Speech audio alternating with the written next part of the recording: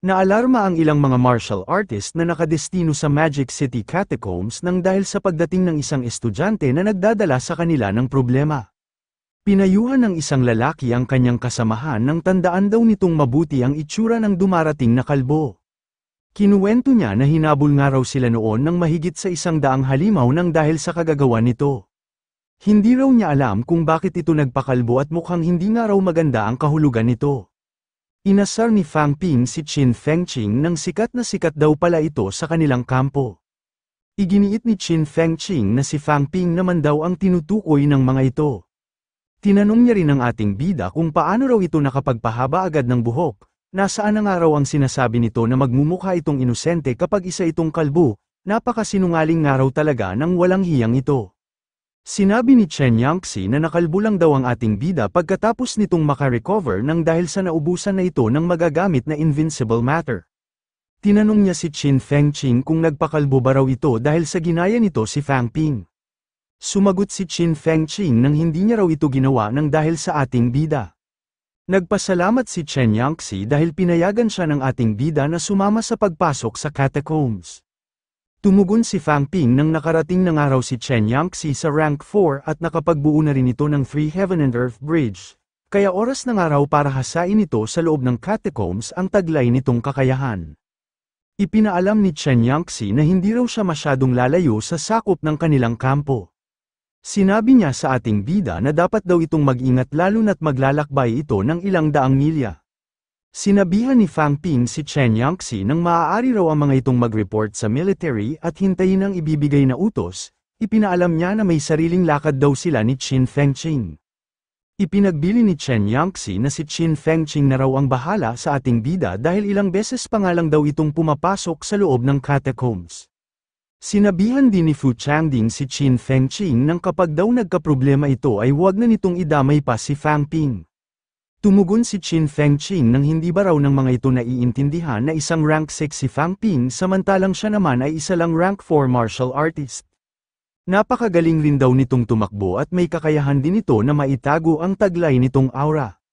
Napakarami nga raw nitong paraan para makatakas ito sa panganib, kaya bakit nga raw imbis na sa kanya ay dito pa ang mga ito nag-aalala. Sinabi ni Fang Ping na maaaring may mga makasalubong daw sila na mga catacombs martial artists sa daan na kanilang tinatahak, hanggat makakaya nga raw nila ay patayin nila ang lahat ng mga ito. Tinanong ni Qin Fengqing kung paano naman daw sila maghahati sa kanilang mga makukuha. Sumagot si Fang Ping ng 70% daw kay Qin Fengqing at 30% na lang daw ang sa kanya. Wala nga raw siyang masyadong pakialam sa mga resources na makukuha nila mula sa mga mid-ranked martial artist dahil halos karamihan daw sa mga ito ay mahihirap. Sinabihan ni Qin Fengqing ang ating bida ng napakaisnabero na raw nito, nakakapagsalita na nga raw ito ng ganoon dahil lang sa gumastos ito ng bilyon-bilyon sa pagpapagaling nito sa mga tinamo nitong pinsala. Tumugon si Fang Ping nang hindi naman daw nagmula sa bulsa ni Qin Fengqing ang ginastos niyang pera kaya bakit nga raw napakarami nitong sinasabi. Sa paglalakbay ng dalawa ay napalaban nga sila sa mga nakakasalubong nilang catacombs martial artist. Naghalinhinan sila sa pagiging pain at sa pagpatay sa kanilang mga nakakalaban. Kapag napapatay na nila ang mga ito ay agad nilang kinukuha ang mga resources na maaari nilang mapakinabangan. Minamadali ng dalawa ang pagpatay sa kanilang mga kalaban para hindi na ang mga ito makatakbo at makatawag pa ng backup. Sinabi ni Fang Ping na halos 500 milya ng araw ang layo nila mula sa kanilang kampo, tinanong niya si Qin Fengqing kung bakit ba raw gusto nitong magpunta doon. Tumugon si Qin Fengqing nang narinig daw niya na may isang martial artist na nakakuha doon ng forging fruit na mabisa sa pagpapatibay ng mga internal organs. Isa pa nga lang daw siyang rank 3 noong subukan niya itong puntahan dahil kakailanganin niya ang forging fruit bilang preparasyon sa pag-akyat niya sa middle ranks. Pero wala nga raw siyang nakitang prutas at sa halip ay nakasalubong niya ang isang mid-rank beast. Habang humuhukay nga raw siya ng butas na kanyang pagtataguan ay nakakita siya ng isang daga na mula sa isang minahan. Ang mga daga nga raw ng catacombs ay hindi basta-basta nananatili sa isang lugar imbis na lang kung may malapit doon na mga energy stones. Nagpatuloy nga raw siya sa paghahanap hanggang sa napatigil siya nang dahil sa matinding pressure na kanyang naramdaman. Malaki raw ang suspetsa niya na binabantayan ng isang highly ranked beast ang lugar na ito at sapat na raw yun para makaramdam siya ng takot. Tumakbo nga raw siya sa kabundukan at pagkalampas niya sa apat na malalaking burol ay napadpad siya sa isang lambak at eksakto naman na doon mismo nakalagay ang minahan. Sinabihan ni Qin Fengqing ng ating bida nang dapat daw itong mag-ingat dahil maaaring kuta raw ng isang highly ranked beast ang mahukay nito. Sinabi niya rin na mangako nga raw ang ating bida na hindi siya nito pagmumultuhan kung sakali mang mamatay ito. Ipinaalam ni Fang Ping na pupunta na raw siya ngayon sa sinasabi nitong lugar. Wala nga raw kakayahan si Qin Fengqing na maitago ang aura nito kaya maghintay na lang ito sa labas ng kabundukan. Ipinagbili ni Qin Fengqing nang kapag daw natapos na si Fang Ping at Vice Principal Huang Jing ay gumawa na lang daw ang mga ito ng ingay para madali niya ang mga itong mahanap. Sinabi ni Vice Principal Huang Jing na tama raw ang hinala ni Qin Fengqing, may nagbabantay nga raw doon na isang rank 7 beast. Magpapahabol nga raw siya sa halimaw at samantalahin daw ito ng ating bida para pumuslit at makapaghanap ng mga energy stones. Tinanong ni Fang Ping kung makakaya na ba raw ni Vice Principal Huang Jing na humarap laban sa isang elementary rank 7 beast. Tumugon si Vice Principal Huang Jing nang makakaya na niya raw ito pero kailangan pa rin daw nilang mag-ingat dahil wala silang kasiguraduhan kung ano pa ang maaaring mangyari. Kung wala nga lang daw kakayahan ng ating bida na maitago ang aura nito ay hinding-hindi niya raw ito papayagan na magpunta doon. Tinanong ni Huang Jing kung ano naman daw ang ginagawa ng ating bida. Sumagot si Fang Ping nang humuhukay raw siya ng butas diretso sa minahan, dito rin daw siya dadaan kapag bumalik na doon ang halimaw. Sinabihan ni Vice Principal Huang Jing ang ating bida nang bilisan na raw nito. Na-detect na nga raw ng rank 7 beast ang kanyang presensya pero hindi pa lang daw ito gumagalaw. Mukhang ayaw nga raw nitong umalis sa binabantayan nitong kuta kaya kailangan pa niya itong inisin. Ipinaalam ni Fang Ping na papasok na raw siya sa ginawa niyang hukay. Kinabahan ang ating bida noong maramdaman niya ang labanan na nangyayari sa labas. Naisip niya na kinakalaban na nga raw ni Vice Principal Huang Jing ang rank 7 beast kaya kailangan na raw niyang bilisan. Nakarating si Fang Ping sa pinakasentro ng minahan kung saan maraming nabubuo na mga energy stones. Habang tinitingnan niya ang ibang mga energy stone ay napagtanto niya na walang laman na enerhiya ang ilan sa mga ito. Isinantabi na lang muna niya ang kanyang pagkainis dahil ilang daang sako pa rin naman daw ng highly ranked energy stones ang kanyang makukuha. Ang isang araw bato na tulad nito ay nagkakahalaga ng 4 o 500 milyon sa presyo ng merkado. Kapag daw nanakaw niya ang lahat ng ito ay kikita agad siya ng bilyon-bilyon. Natuwa si Fang Ping noong makakita siya ng isang uri ng resources, mukhang ito nga raw ang forging fruit na binanggit sa kanya ni Qin Fengqing. Mabuti naman daw at sa pagkakataong ito ay kinapitan na siya ng swerte. Tinanong ni Fang Ping kung kamusta na raw si Vice Principal Huang Jing. Ipinaalam niya na kailangan pa raw niya ng kaunting oras para maubos niya ang laman ng minahan. Sinabihan ni Huang Jing ang ating bida nang huminto na raw ito at magsimula na raw itong tumakbo. Sinabi ni Fang Ping na mukhang wala naman daw laban kay Vice Principal Huang Jing ang kaharap nitong halimaw. Tinanong niya kung kailangan ba raw nito ng tulong. Nagtanong si Vice Principal Huang Jing kung naiintindihan ba raw ng ating bida ang sinabi niya na kailangan na nitong tumakbo. Kumilos na nga raw agad ito dahil mabibigyan niya lang ito ng 1 minuto. Ipinaalam ni Huang Jing na bukod daw sa rank 7 na kinakaharap niya ngayon ay may 2 pang rank 8 beast na papalapit sa kanilang direksyon. Sinabihan niya ulit ang ating bida nang dapat na nga raw itong kumilos at tumakbo. Naisip ni Vice Principal Huang Jing na mukhang ayaw nga raw siyang patakasin ng rank 7 beast na kinakaharap niya ngayon. Kapag hinayaan niya rin daw itong mabuhay ay tiyak na manganganib si Fang Ping dahil makakapagtawag pa ito ng mas maraming halimaw. Naisip ni Huang Jing na ilang taon nga raw na hinasa ni Wu Kuoshan ang rank 8 weapon nito at nagkaroon na ito ng sapat na lakas para makapatay ng isang rank 9. Kayang-kaya niya nga raw patayin ang kaharap niyang rank 7 beast gamit ang sandata na ito. Ipinangdepensa ni Huang Jing ang hiniram niyang godly weapon sa mga matutulis na buhok na patungo sa kanya. Pagkatapos niyang dumipensa ay pinatamaan na niya agad ang kinakalaban niyang halimaw upang mapatay na niya ito. Naisip ni Huang Jing na nakagawa nga raw sila ng malaking eksena at papalapit na ngayon doon ang 2 rank 8 beast. Ibig sabihin nga raw noon ay wala na siyang sapat na oras para makakolekta ng mga materyales mula sa bangkay ng halimaw. Nakakapanghinayang man daw pero mas mahalagang araw ang kanyang buhay. Napansin ni Fang Ping na papunta na sa direksyon ni Vice Principal Huang Jing ang isang rank 8 beast.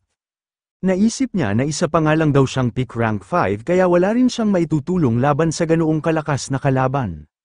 Bukod pa nga raw doon ay kailangan niya ring asikasuhin ang bangkay ng halimaw na nasa harapan niya ngayon. Gumamit nga raw si Vice Principal Huang Jing ng malaking halaga ng kapangyarihan para lang mapatay ito kaya hindi niya raw hahayaan na masayang lang ang ginawa nito. Naisip ng ating bida na mas gusto nga raw niya na kuhanin ng buo ang bangkay ng halimaw, para nga raw magawa niya ito ay kailangan niyang palakihin ng 26 cubic meters ang kanyang storage space at nagkakahalaga raw yun ng 13 bilyon. Sa ngayon daw ay mayroon siyang 17 bilyon sa kanyang system. Ang lahat daw ng mga materyales mula sa isang rank 7 beast ay sapat na para makagawa ng isang kumpletong set ng godly weapon. Kapag daw ipinagbili niya ang laman, dugo at iba nitong buto ay magkakaroon siya ng sapat na pera para mabili ang anupamang materyales na kakailanganin. Napagtanto ni Fang Ping na tubong lugaw raw pala siya sa bangkay ng rank 7 beast. Agad na niyang pinalawak ang kanyang storage space at nang madala niya ito ng buo. Nabahala ang ating bida dahil nakaramdam ulit siya ng aura ng isa pang rank 8 beast. Naisip niya na mabuti na nga lang daw at mabilis niyang nailagay sa loob ng storage space ang bangkay ng halimaw. Kung nagkataon nga raw ay baka ang paparating pa na rank 8 beast ang nakakuha nito. Nagulat si Fang Ping noong makita na niya ang itsura ng papalapit na halimaw. Ito na naman daw ang halimaw na nagmumukbang ng kanyang vitality. Napakarami nga raw nitong nakain noong huling beses na nakita siya nito, kaya hindi niya raw dapat hayaan na maramdaman nito ang kanyang aura.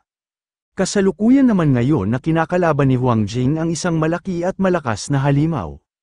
Naisip niya na kung hindi niya nga raw dala ang hiniram niyang godly weapon ay tiyak na kanina pa siyang patay. Ibuhos man daw niya ang lahat ng kanyang lakas pero hindi pa rin niya makakayang makatalo ng isang rank 8 beast. Naisip ni Vice Principal Huang Jing na nagamit na nga raw niya ang lahat ng kanyang enerhiya sa pakikipaglaban niya sa rank 7 na halimaw. Wala na nga raw siyang pakialam kung ano man ang mangyari sa kanya pero hindi niya raw maaaring hayaan na mawala ang godly weapon ni Wu Kuoshan. Napaisip si Huang Jing kung nasaan daw kaya ang ating bida. Pwede niya nga raw iabot dito ang godly weapon ni Wu Kuoshan at pipigilan niya raw ang halimaw hanggang sa makatakbo na ito at makatakas. Mas lalong kinabahan si Vice Principal Huang Jing sa pagdating ng isa pang halimaw, naisip niya na hirap na nga raw siya sa isang demon beast tapos ngayon ay naging dalawa pa ang mga ito.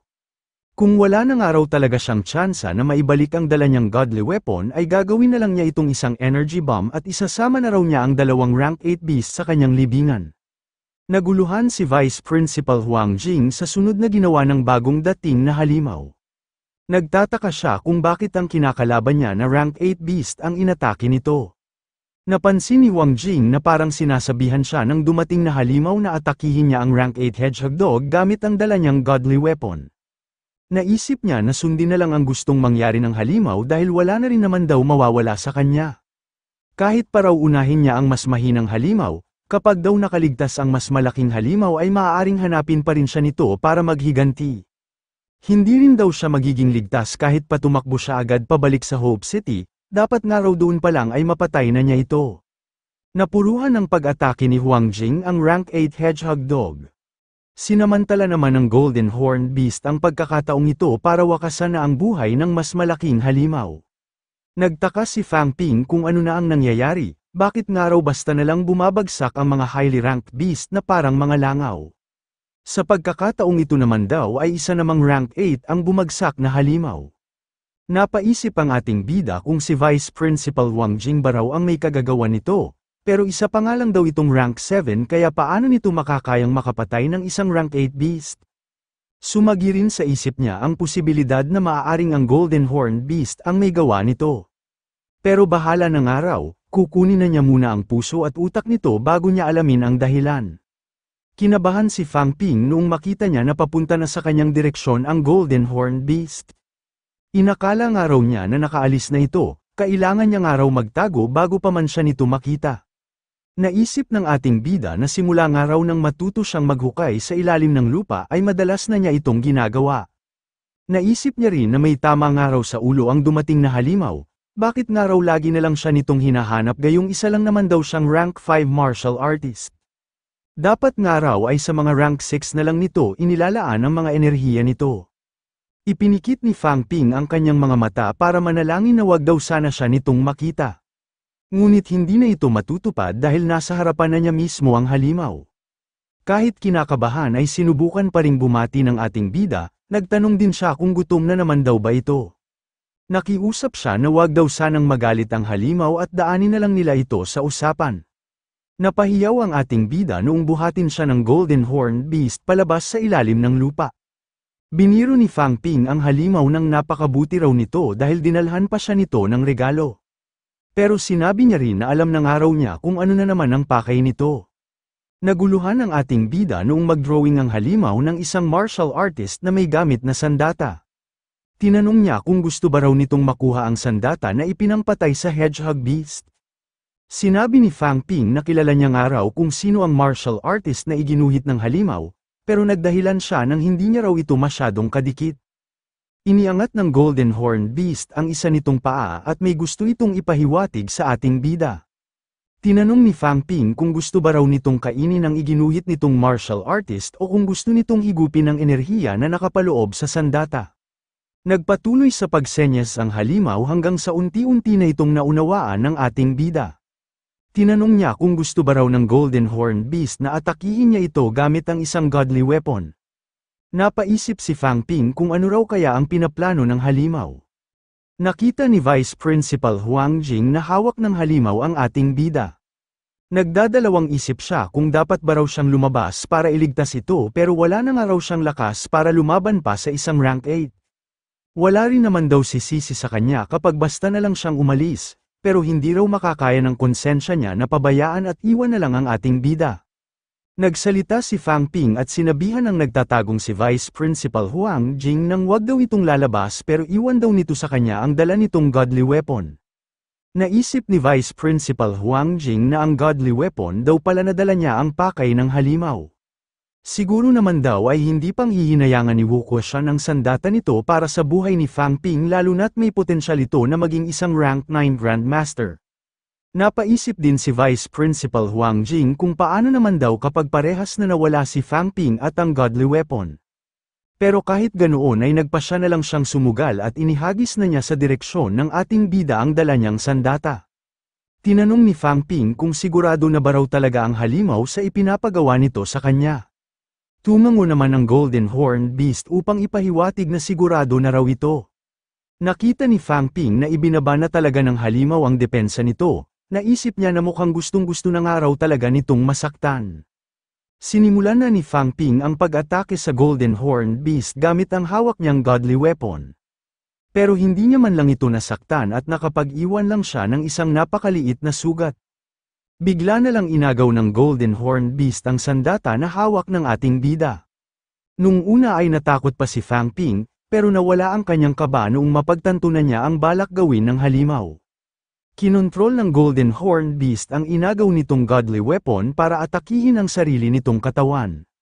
Napanood ni Fang Ping kung paano nasira ang mga buto at internal organs ng halimaw sa tuwing natatamaan ito ng tilim ng sandata.